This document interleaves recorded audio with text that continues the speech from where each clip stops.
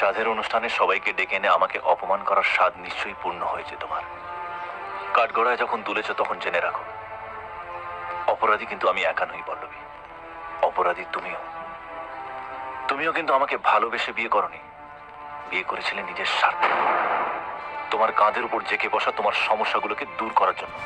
আর যা তুমি করেছো, তারপরেও তুমি কোন মুখে বলো যে আমি তোমার সর্বনাশ করেছি? আমি কি তোমার সাথে জবরদস্তি করেছিলাম, নাকি তোমার রেপ করেছিলাম? আমি যদি তোমার সর্বনাশ করতে চাইতাম, তাহলে তোমার চোখের সামনে যে কোনো একটা মেয়েকে বিয়ে করে বলতাম যে তোমার গর্ভের সন্তান আমার নয়, আর তোমার সর্বনাশের জন্য সেইটুকুই যথেষ্ট ছিল। কিন্তু আমি সেটা করিনি। কেন জানো?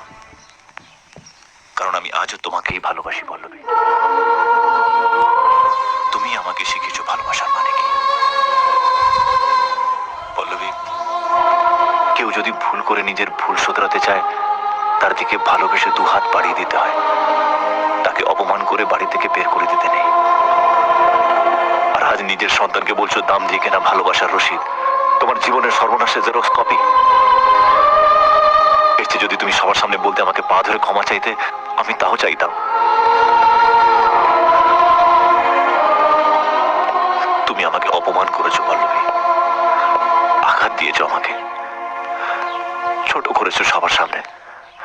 তবু আমি তোমাকে ভালোবাসি, আর তোমাকেই ভালোবাসবো।